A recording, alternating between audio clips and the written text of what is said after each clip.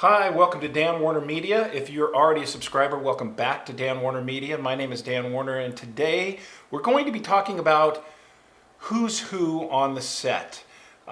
Specifically, we're going to target 3 different people on the set, and we're going to be talking about why they're important and why you should know exactly who they are and what they do. This is our acting tip of the week, so let's do it. Okay. We're going to be covering 3 different people who are on the set today, and the reason why it's important for you to know who these people are is because if someone asks you to go talk to the script supervisor and you don't know who the script supervisor is or you don't know what they do, you're going to have to ask somebody. I've talked about this in some of my other videos. When you have to ask someone who's the DP, what does that stand for, who's the script supervisor, who's the boom operator, you look like you don't know what you're doing. But if you know exactly who everybody is and exactly what their job is, which you absolutely should, you should know everyone's job. You should know exactly what everyone does on the set, whether it's film, television, commercials. You should know it all. When you do that, you are going to be more confident. You're going to be a more confident actor. You're going to be more confident on the set, and that will be picked up on by the director and producers. And when they pick that up, they're going to say, hey, this person knows exactly what they're doing, and they've been here before, and we can trust them. They want to know that they can trust you. Super important. So let's talk about the first one. The first member of the crew we're going to be talking about is the script supervisor. The script supervisor works very closely with the director. Their job is to make sure that everybody is following the script to the letter. If there's one word off and you're done with your scene, the script supervisor will say it was with him, not just him. You went with him. So if you messed up or left out the word with, or and, or the, or a, or you said it doesn't really matter, it's not my problem. She'll say, no, it doesn't really matter, it's not my concern. She will correct you if you do not have your lines memorized. And you don't really want to be corrected by the script supervisor. To me, it's as bad as being corrected by the director. It means, oh shit, I didn't know my lines. If you've got a lot of dialogue and every once in a while you miss a word or you paraphrase, that's fine, but you really want to be on board with the script supervisor. Also, the script supervisor is in charge of continuity. So if you are walking by a railing and you pick up a towel and throw it over your shoulder, you need to do that every time, because if you're saying your lines and you're supposed to reach and grab a towel and throw it over your shoulder and you forget to do that, then when it comes time to edit, if they've got a few lines that they like and they're cutting to someone, they're cutting back to you, and you don't throw the towel, but you had thrown the towel earlier, the editing's not going to match up, and it's going to be a bit of a nightmare for the editor. The producers will know about that. The director will know about that. So even after you get done, you could have a gaffe that you did not know about. Now, if for some reason you threw the towel over your shoulder and then the other time you didn't throw the towel over your shoulder and it didn't match up when they turned the camera around, yes, you forgot to do that, but really the fault lies on the script supervisor, because the script supervisor is supposed to be watching the monitor and seeing exactly what you're doing, reading the script. They have a really technical, difficult, tedious job that requires immense concentration. And so if they're watching and they're like, oh, he didn't throw the towel over his shoulder, they're going to say something to the director. They're going to say, hey, he's got to throw the towel when he says that, because when we turn around, it's not going to match up. So the script supervisor is in charge of a lot of little things. The script, continuity, and a few other things, where props are placed, where if you've got a glass of water and you drink the glass of water and you set it back down and you carry on the conversation, they go, cut, okay, restart, they go to restart. If they don't fill that glass of water back up to where it was, it's going to be at this level, and then at this level, and at this level, and at this level, and it's going to look a little janky when the final product comes through. And You've all seen stuff where people have screwed up, where they have a cigarette. Here's my favorite. They have a cigarette in their mouth, and they're talking, and then they cut to the next person, and then they cut back to them, and there's no cigarette. And you didn't see them move the cigarette. It's not in their hand. It's just nowhere to be found. And you go, oh, that was a glaring gaffe. And I will tell you, for me, it takes me completely out of the film or the TV show or whatever. So in the 4th season episode, the one with the wedding dresses, the writing on the magnet duel behind Chandler keeps changing. When Rachel enters the apartment, it says, "Get out." When Chandler explains why he doesn't dance at weddings though, the writing changes to say, "Poop." A few seconds later, when Ross comes in and informs everyone when he and Emily are getting married, the writing is back to saying, "Get out." Whatever. So continuity is vital, and that lands on the shoulders of the script supervisor. And so be nice to the script supervisor. Defer to them if you aren't sure of your line, because when someone's saying something, and you probably heard this, they'll go, and before I came in to the room, before I came into the room, I was fast asleep. Before I came into the room, I was fast asleep. So I don't know what happened. So you defer to the script supervisor if you don't know your line. You just yell out line, and of course you don't want to be doing that all the time.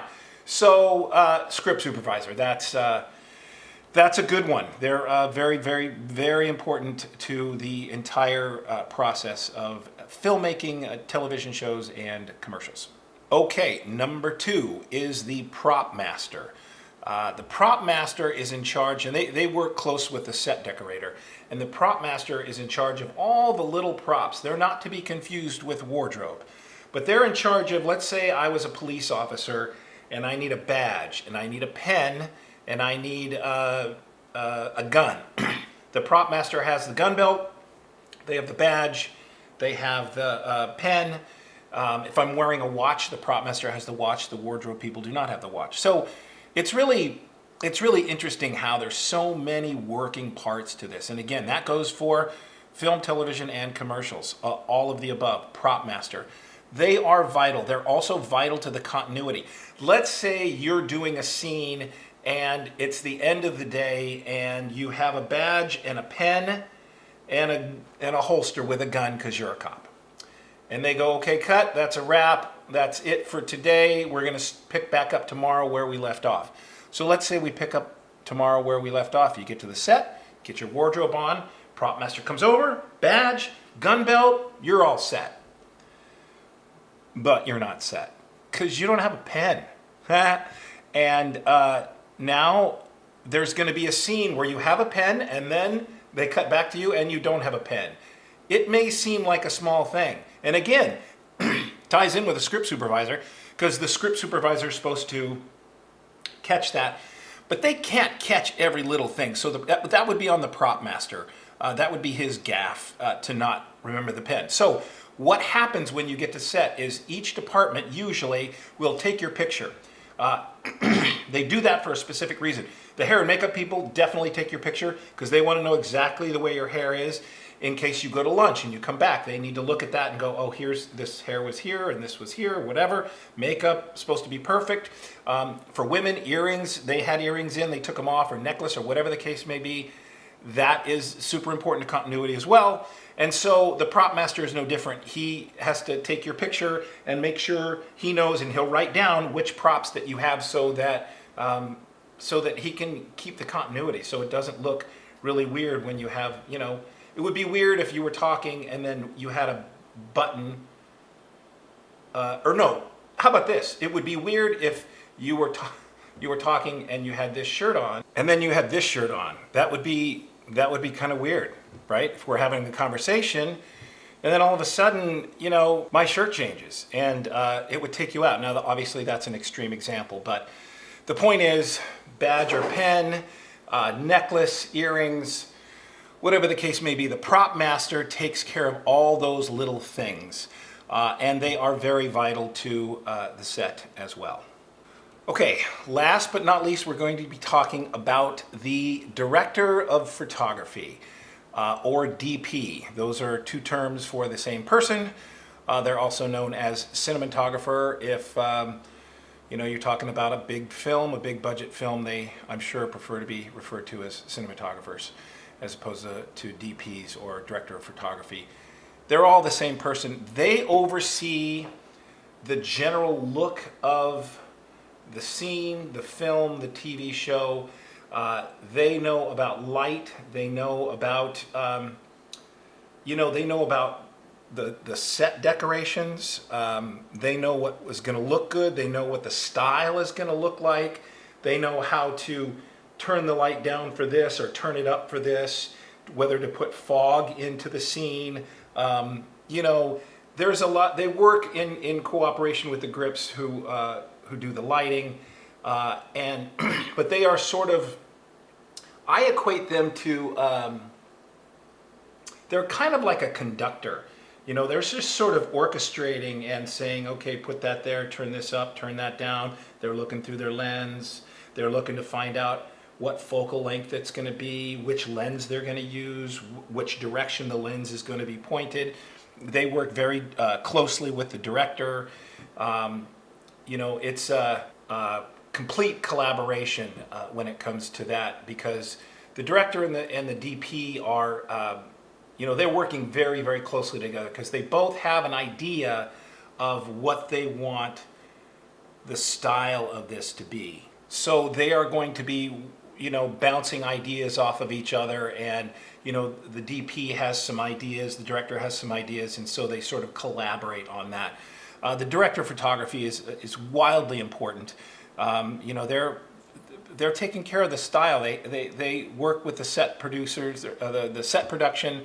They work with set designers. They work with the director, the producers. Everyone's got their own idea of how they want this to go, and the DP is no different. He is a genuine artist, and there's a reason why they give Academy Awards out to cinematographers, because they are usually quite brilliant, and they come to the table with amazing ideas, and they just make the production look really pretty incredible, because they're geniuses usually at lighting and, again, lens selection. And the DP is someone you want to know. He's the guy that you want to be on his good side.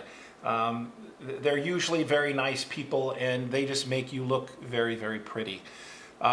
So those are the three people that we talked about today, with a script supervisor, the prop master, the cinematographer. If you liked my video, hit the like button down below. If you have any questions or comments about any of these people or other people on the set, questions and comments down below. Like and share, and I don't know how much more I can advertise than this.